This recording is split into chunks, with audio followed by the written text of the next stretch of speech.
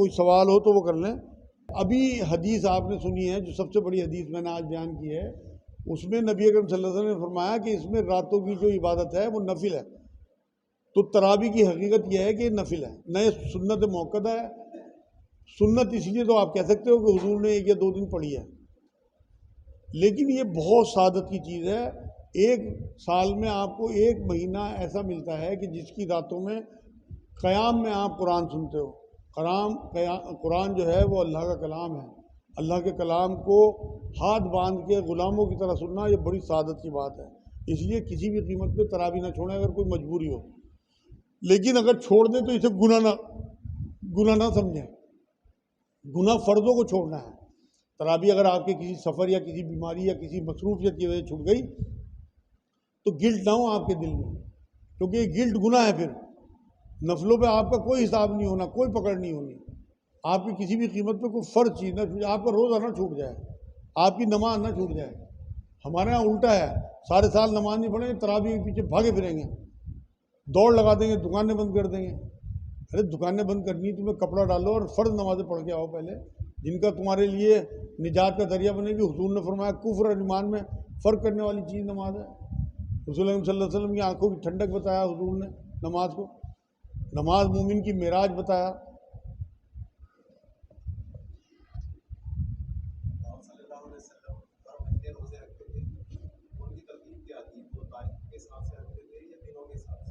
इनका सवाल ये है कि हुजूर सल्लल्लाहु अलैहि वसल्लम हर महीने रोज़े रखते थे, वो तारीख़ों के हिसाब से रखते थे या दिनों के हिसाब से? दोनों तरीके से रखते थे। 13, 14, 15 का रोज़ा तारीख़ों के हिसाब से और पीर और जुमेरात का रोज़ा दिनों के हिसाब से।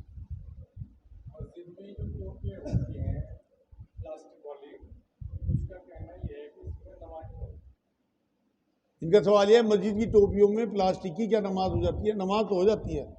नमाज तो आप टोपी नहीं भी लगाओगे जब भी हो जाएगी। तो वो इतनी गंदी और इतनी सड़ी हुई टोपी होती हैं कि मस्जिद में तो हुजूर ने ये बात फरमाई कि प्याज खा के भी ना जाओ कि दूसरे को दिक्कत ना हो। तो इतनी गंदी टोपी देख के मुझे तो उल्टी आने को होती है कई बार। तो इसलिए लगाने का तो बहुत दूर की बात है। नमाज जो आप पूछ रहे हैं वो तो हो जाएगी इंशाल्लाह, मगर उन टोपियों की कोई हकीकत नहीं है, इसलिए उनसे बचना चाहिए। आपके पास टोपी नहीं है, बिना टोपी के नमाज पढ़ दो, लेकिन उन टोपियों से बचो गंदगी। किसी के सर पे टेकने से ही बचो कि आपका ताल्लुक जुड़ा हुआ है और पीछे से आके किसी ने आपकी टोपी उड़ा दी, आपके दिल में आएगा मैं तो दुनिया को टोपी उड़ाऊँ, ये मुझे उड़ा रहा। हाँ जी बताओ।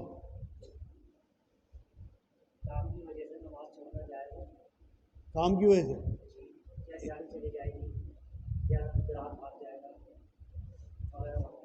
इनका सवाल यह है, काम की वजह से नमाज छोड़ना ठीक है?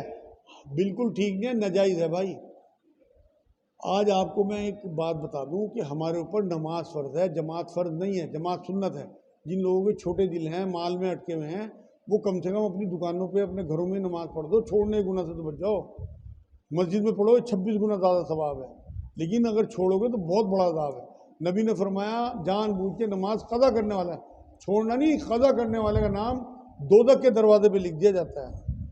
कुरान में सूरे मुदस्सिर है या सूरे मुज़म्मिल, उसमें जब ये जन्नती की तरफ जाते होंगे, दोज़खियों पे नज़र पड़ेगी, कहेंगे तुम दोज़ख में कैसे आ गए? तो उनका पहला जवाब ये होगा कि हम नमाज नहीं पढ़ते। तो दोज़ख में जाने की बहुत बड़ी वजह इस उम्मत की नमाज हो सकती है।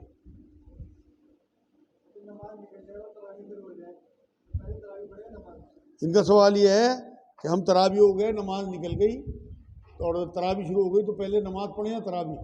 भाई ऐसा है, एक तो आपको ये याद करनी चाहिए कि रमज़ान जैसा महीना, उसमें आप फ़र्ज़ नमाज निकाल रहे हैं अपनी, वो भी जमात से। 1 का 70 तो वैसे ही अभी हदीस में आया, फिर उसका 26 गुना और जोड़ लो मस्जिद में जाने का, जमात से पढ़ने का। तो ये तो अपने आप में गड़बड़ आप कर रहे हैं अपने साथ ही। लेकिन आपके सवाल का जवाब यह है कि आपको पहले तरावी सुननी चाहिए, उसके बाद अपनी फ़र्ज़ नमाज अदा कर देनी चाहिए, क्योंकि कुरान की आयत यह है कि जब कुरान पढ़ा जाए तो खामोशी से गौर से सुनो, खामोश रहो ताकि तुम पे रहमत हो। अगर आप तरावियों की तिलावत के बीच में अपनी नियत बांध के अपनी सूरत या अपनी जो भी आप तकबीर वगैरह पढ़ोगे तो आपका ध्यान भटकेगा, वो नमाज अल्लाह के यहाँ नहीं पहुँचेगी। नमाज जो है, देखो इस्लाम जो है ये क्वांटिटी का मज़हब नहीं है, ये क्वालिटी का मज़हब है। आपकी 4 रकात नमाज फ़र्ज अल्लाह तक पहुंच गई, आप यकीन करो आपकी निजात के लिए काफ़ी है। तो इसलिए पहले आप तरावी सुन लो और उसके बाद घर जाके नमाज अदा कर दो या वही नमाज अदा।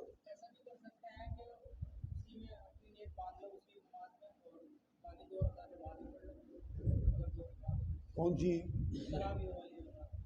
इनका सवाल यह है कि तरावियों में नियत बांध लें और 2 रकात बाद में पढ़ लें। नहीं भाई, उस नफिल की नियत बांध रखी उन्होंने, इमाम साहब ने, कोई फ़र्ज थोड़ी है आपके ऊपर फ़र्ज है।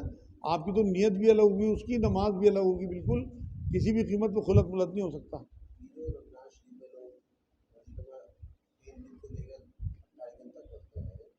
अगर सब मस्जिदों में 28 दिन का हो जाए, जैसे आपने फरमाया कि भाई नमाज जो है तरावी जो है वो फर्ज नहीं है, तब पढ़ लो। तो उसके बाद 2 बार पढ़ने के बाद इंतजाम घूमते फिरे पे काम हो गया, वो तो हमारे साथ जिम्मेदारी बनती है, जो हम जानते हैं पूरी मस्जिदों में हर जगह 28 दिन का कुरान हो। इनका सवाल ये है कि 3 दिन से 28 दिन का कुरान होता है, कोई ऐसा सिलसिला हो जाए, कोई ऐसा सर्कुलर, कोई ऐसा कानून, कोई ऐसा फतवा आ जाए कि तमाम मस्जिदों में 27 या 29 दिन का कुरान होगा, तो ये ठीक है, ऐसा ही होना चाहिए भाई जैसा आप कह रहे हैं। मैंने आपको बता दिया नफली इबादत है, करोगे बहुत सवाब है, नहीं करोगे कोई गुनाह नहीं।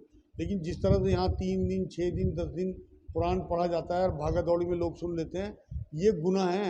इस उम्मत पे अजाब आने की एक वजह, बहुत सारी वजहों में ये भी है कि कुरान की बेहुरमती कर रहे हैं। कुरान में अल्लाह रब्बुल इज़्ज़त ने ये कहा कि कुरान को तरतील से पढ़ो।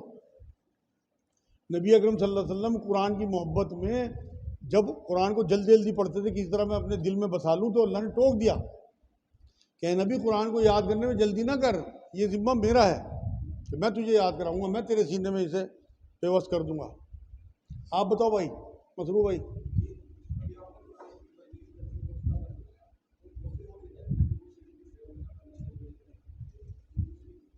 इनका सवाल यह है कि बहुत से लोग कहते हैं दुरूद व सलाम खड़े होकर ना पढ़ा जाए, तो भाई उनसे पलट के यही दलील मांग लिया करो कि भाई बैठ के पढ़ने का कोई सबूत दे दो। दुरूद व सलाम पढ़ने का हुक्म दिया कुरान ने, सूरह अहज़ाब आयत नंबर 56। ये कहीं नहीं कहा कि बैठ के पढ़ो या खड़े होकर पढ़ो। बरेलवी हजरात खड़े होकर पढ़ते हैं, देवबंदी हजरात बैठ के पढ़ते हैं, दोनों सुन्नत में हैं। आप खड़े होकर पढ़ो या बैठ के पढ़ो, मज़ा खड़े होकर बहुत आता है, कहीं पढ़ के देखना। 1 मिनट भाई, 1 मिनट, आप बताओ बेटे।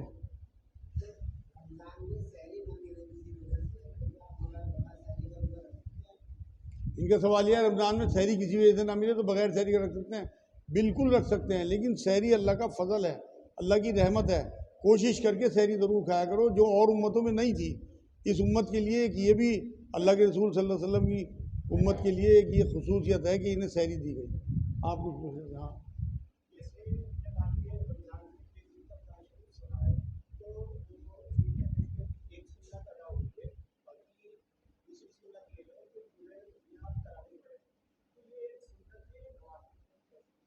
यही तो मैं आपको बता रहा हूँ, ना तो पूरे रमज़ान तरावी सुनना सुन्नत है, ना पूरे रमज़ान कुरान पूरा करना सुन्नत है।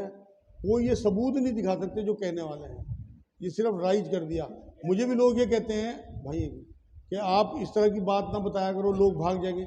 मैं कहता हूँ हक बात हो, बात सबको पता होनी चाहिए कि ये इस तरह से है, ये थोड़ी कि लोग भाग जाएंगे, भाग जाएं। जो करेगा, देखो कुरान ये कहता है जो जिंदा रहे वो दलील पे जिंदा रहे, जो हलाक हो दलील पे हलाक हो। तो आपको सब कुछ दीन 2 और 2 4 की तरह पता होना चाहिए।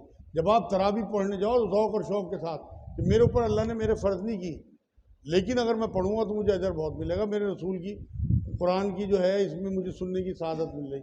अब तहज्जुद पढ़ने वालों से पूछो, कोई उनके ऊपर फ़र्ज़ है, लेकिन ऐसा सुरूर आता है रात में, ऐसा मज़ा आता है कि रसूलुल्लाह की सुन्नत है, रसूलुल्लाह पे फ़र्ज़ थी, आपके ऊपर बिल्कुल वही मामला तरावी होगा।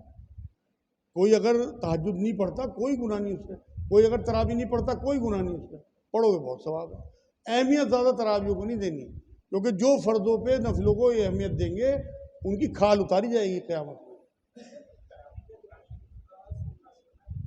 इनका सवाल है तरावी में कुरान शरीफ का सुन्नत सुन्नत है। भाई सुन्नत साहबा की सुन्नत है, हुजूर से सुना उन्होंने। असल में ये बना लिया इन्होंने इस तरह से कि जिब्राइल अलैहिस्सलाम हर साल रमज़ान में नबी अकरम सल्लल्लाहु अलैहि वसल्लम से दौड़ कराते थे, खुद पूरा कुरान उन्हें सुनाते थे और उनसे सुनते थे। तो ये नबी, एक नबी के लिए खसूसियत थी कि अल्लाह अपने फरिश्ते को भेजता है कि पूरा कुरान सुन गया और पूरा कुरान सुना गया। तो ये एक नबी के लिए खुसूसियत थी, हमने अपने ऊपर थोप लिया, जबकि नबी ने हमें नहीं कहा। आप अगर तवज्जो के साथ, मैंने पिछली बार शायद आपको बताया था, 2.5 साल में अब्दुल्ला बिन उमर ने सूरह बकरा सीखी थी। तो अगर आप एक पारे का भी हक अदा कर दिया ना आपने इस रमज़ान में, एक पारे का, कि रोज़ 1, 2, 4, 10 आयतें लो और उसमें गौर व फिक्र, ये अल्लाह ने यूँ क्यों कहा? कुरान में अल्लाह ने कहा कि जो मेरे बंदे हैं, मोमिन बंदे, वो मेरी आयतों पे अंधे बैरों की तरह नहीं गिरते। एक जगह कहा उठते बैठते करवटों के बल ये मुझे याद करते हैं, मेरी जो तख्लीक है उसमें गौर व फिक्र करते हैं। कुरान की आयतें हैं, तो आप गौर व फिक्र करोगे जब आयतों में, तो इंशाअल्लाह ताला। यार ये पंखा ही वाला बंद कर दो, ये ठंड लगने लगी।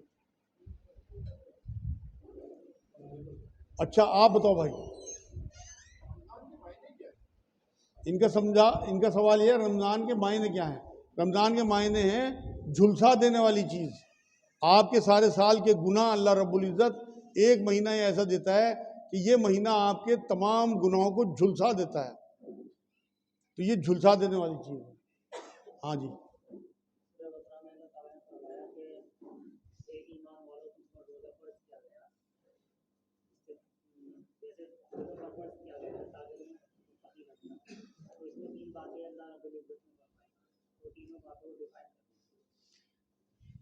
तीन बातें क्या आपके जहन में, क्या तीन बातें, मैं उन्हें डिफाइन करूँगा। वैसे तो बहुत सारी हैं। हाँ, मोमिनों के लिए, हाँ फर्ज, हाँ। इनका सवाल ये है कि कुरान की आयत ये है कि ऐ ईमान वालो तुम पर रोज़े फ़र्ज करार दिए गए जिस तरह के तुमसे पहली उम्मतों पे रोज़े फ़र्ज थे। एक तो ये तसल्ली है कि ये एक दिन का जो 30 दिन तक तुम फाका करोगे, खाना नहीं खाओगे, मुबाशरत नहीं करोगे दिन में, अल्लाह के बताए हुए रास्ते के हिसाब से चीज़ों से दूर रहोगे, तो ये स्पेशल तुम्हारे लिए नहीं है, बल्कि जितनी उम्मतें आई हैं सबको इस तरह के रोज़े दिए गए। लेकिन तुम्हारे लिए स्पेशलिटी ये है कि तुम इससे तकवा इख्तियार करोगे। तो ये मोमिनों को एड्रेस करके अल्लाह रब्बुल इज़्ज़त ने ये बात कही कि ये तुम्हारे लिए एक सादत की बात है, एक तोहफा है अल्लाह की तरफ से कि तुम 11 महीने जो खुराफात करते हुए इस एक महीने में तौबा चिल्ला करके मुत्तकी परहेज़गार बन जाओ, जिससे कि तुम्हें नजात हासिल हो। हाँ जी, इनका सवाल यह है कोई थक के आया काम से और घर पे आके ईशा पढ़ ले तो क्या ठीक है? भाई अगर बहुत बुरी हालत है और नहीं चला जा रहा, तो इतना ज़्यादा थक गया सफ़र से या काम से, तो फिर तो ठीक है। एक साहब ही घर आए और खाना गर्म कराया, खाना अभी गर्म भी नहीं होता कि नींद आ गई, तो ऐसों के लिए तो ठीक है। लेकिन अगर बराबर में मस्जिद है, आप सारा दिन तो काम करके आए चंद टकों के लिए, और आप एक का 26 लेने के लिए कह रहे हैं मैं थक गया, ये मुनासिब नहीं लगती मुझे बात। देखो मैं एक हदीस सुनाऊँ, ये शुरू ज़माने की हदीस थी, जब जमात की नमाज आई थी। हुजूर ने कहा कि जब मैं उन लोगों को देखता हूँ जो मस्जिदों में नहीं आते, घरों पे नमाज पढ़ते हैं, मेरी तबीयत ये चाहती है कि मैं मुसल्ले पे किसी और को खड़ा कर दूँ और एक गिरोह बनाऊँ और उन घरों के चक्कर लगा के उन घरों में आग लगा दूँ जिन घरों में लोग नमाज पढ़ते हैं।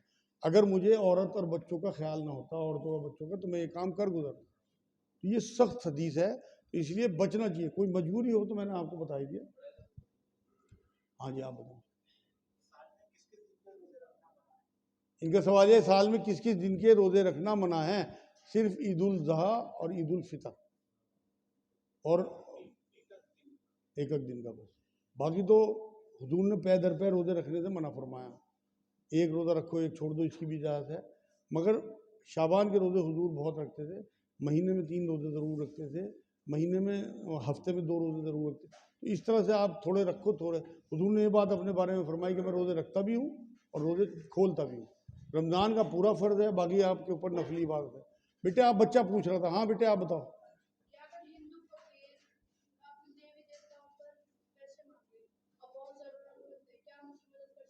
इनका सवाल यह है कोई हिंदू फकीर देवी देवताओं पे पैसे मांगे तो क्या उसकी मदद कर सकते हैं?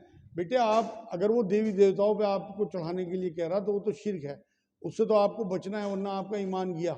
लेकिन वैसे जब वो आगे बढ़ जाए और वो अपनी मूर्ति उर्तियों को एक तरफ रख दे, तो इंसानों की मदद, जैसे अल्लाह फ़र्क नहीं करता इंसानों में और कुरान फ़र्क नहीं करता इंसानों में, नबी अकरम सल्लल्लाहु अलैहि वसल्लम को रहमतुल लिल आलमीन कहा गया, पूरी जहान के लिए रहमत। तो वो हिंदू हैं मुसलमान हो, हुजूर सबके लिए रहमत थे। तो हम रहमतुल लिल आलमीन की उम्मत हैं, तो हमें तमाम लोगों के लिए रहमत बनना है। इसमें हमें मज़हब नहीं देखना, भूखा देखना है, ज़रूरतमंद देखना है, परेशान देखना है। तो इसलिए किसी भी किस्म का कोई फ़र्क इसमें ना हो। लेकिन अगर वो क्या इस मूर्ति पे चढ़ाओ फिर नहीं चढ़ाना है आपने, चाहे आपकी गर्दन कट जाए। नहीं, नहीं डालने उसमें, मैं बता तो रहा हूँ, किसी भी कीमत पे शिर्क है वो। आप कुछ पूछ रहे थे?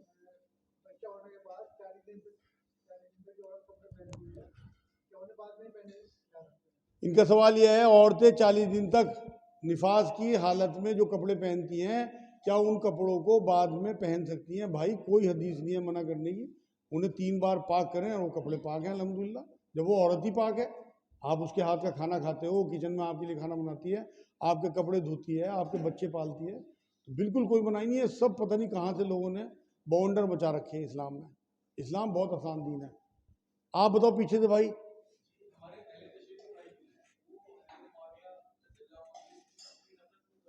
इनका सवाल यह है कि हमारे अहले तशय्युअ भाई हज़रत माविया से इतनी नफरत क्यों करते हैं? भाई देखो, हम हों या दुनिया के कोई लोग हों, उनके जो बुजुर्ग उन्हें किताबें दे गए ना, उनमें जो लिख गए, उनके अकीदे उसी तरह से बन गए।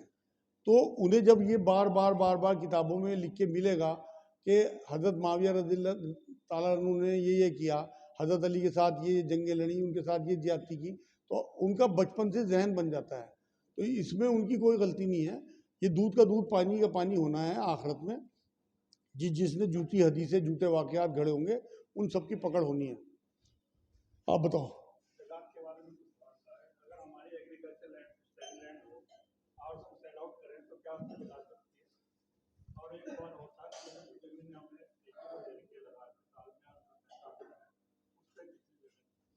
बड़ा अच्छा सवाल है भाई इनका। इनका सवाल यह है कि हम अगर एग्रीकल्चर लैंड बेचते हैं तो क्या उस पर ज़कात बनेगी? भाई जब तक उस पैसे पे 1 साल नहीं गुजरेगा ज़कात नहीं बनेगी, क्योंकि एग्रीकल्चर लैंड पे जो भी आमदनी थी उस पर आप ज़कात दे रहे थे। अब आपका जो दूसरा सवाल था कि जो फसल आती है या जो हमारे बटाई के पैसे आते हैं, क्या उन पर ज़कात होगी? वो उशर कहलाता है। एक तो अगर आपने साल में 2 फसलें भी आपकी आई तो दोनों बार आपको उस पर उशर देना होगा ज़कात। उसकी कुरान ये बयान करता है और हदीसों से भी ये बात साबित है कि उशर जो है, अगर आपने पानी का इंतज़ाम खुद किया, मतलब ट्यूबवेल है या आपने नहर अपने आप बनाई है और वो बिजली आपकी खर्च हो रही है, फिर तो आपके ऊपर 5% है फसल का, मतलब 100 की फसल बिकी तो 5 रुपये। और अगर कुदरती बारिश से वो सैराब हो रही है, कोई आपने ट्यूबवेल या नहर नहीं बना रखी, तो फिर आपके ऊपर 10% है। अगर 100 रुपये की फसल हुई, फिर 10 रुपये आपको देने होंगे। अगर 3 फसलें भी आई साल में, तो तीनों बार देने होंगे। हाँ भाई, आप बताओ। शानदार।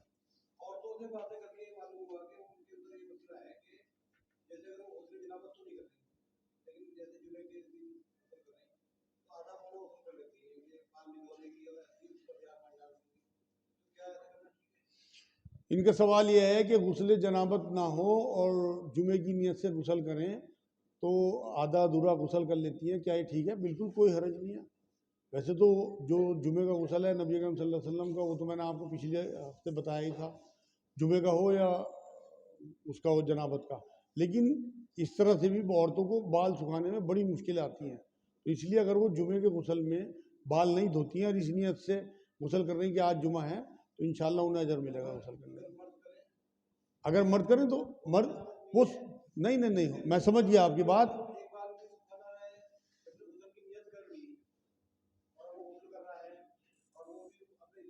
देखो, गुसल कहते हैं नहाने को, एक सुन्नत गुसल है।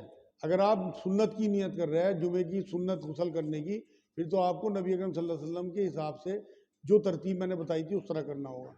अगर आप गुसल कर रहे हैं तो आप चाहे सर ना भी दो, नीचे नीचे से धो लो। अगर आपको जनाबत नहीं है, इस्लाम नहीं है, तो कोई हरज नहीं है। आप बताओ भाई।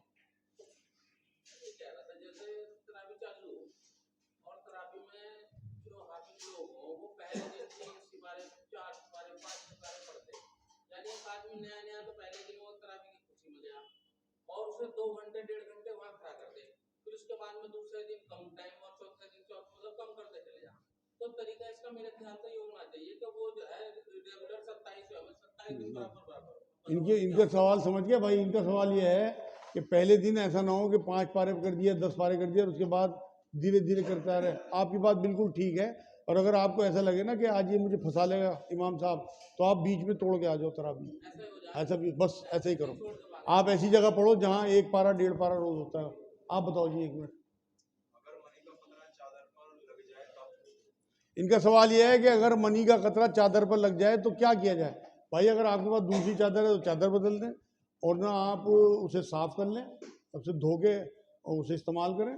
और देखो मैं आपको हुज़ूर सल्लल्लाहु अलैहि वसल्लम की बात बताता हूँ। एक बार एक हज़रत आयशा ये फरमाती है कि मनी का कतरा चादर पे लग गया तो हुज़ूर सल्लल्लाहु अलैहि वसल्लम ने उसे साफ़ किया, उसके बाद फिर पानी के छींटे मारे 3-4 बार, तो वो साफ़ हो गया। फिर वही चादर ओढ़ के हुज़ूर नमाज के लिए चले गए।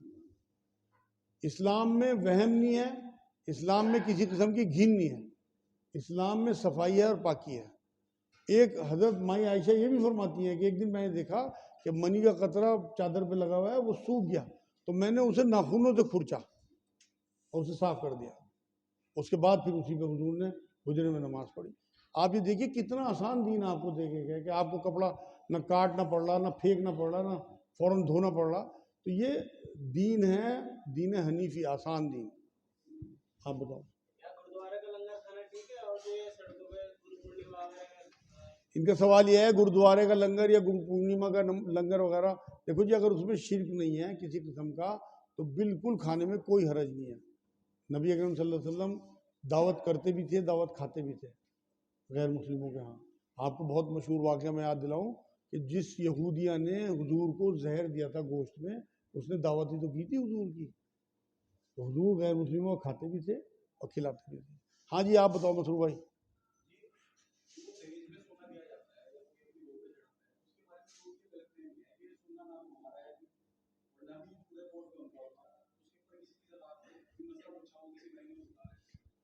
इनका सवाल यह है कि बच्ची के लिए जो सोना रख देते हैं उठा के, क्या उससे ज़कात नहीं है। भाई ज़कात हर हाल में है। बच्ची अगर नाबालिग है तो उसके माँ बाप उसके ज़िम्मेदार हैं, और बच्ची अगर बालिग हुई तो वो खुद उसमें से चाहे बेच के ज़कात दे। देखो मैं आज एक जुमला शायद पहले भी कई साल पहले मैंने कहा था आप लोगों को, अल्लाह की राह में, अल्लाह के मामलों में फंसने की कोशिश करा करो, बचने की कोशिश ना करा करो। क्योंकि अगर उसका हिसाब नहीं हुआ, मान लो इसी तरह हुआ कि भाई चलो वो भी बच्ची के लिए उठा के रख दिया और इसका कोई ज़कात का हिसाब नहीं होगा, लेकिन अगर हिसाब होने लगा तो आप लोग फंस जाओगे, वहाँ आपके पास कुछ नहीं होगा देने के लिए। अगर आप कोशिश भी करो ना, काफिरों के बारे में कुरान ने जगह जगह ये बात कही कि अल्लाह एक बार हमें भेज दे, हम नेक अमल करके आ जाएंगे। अल्लाह कहेगा बस चैप्टर बंद। तो इसलिए फंसने की कोशिश करो, बचने की कोशिश ना।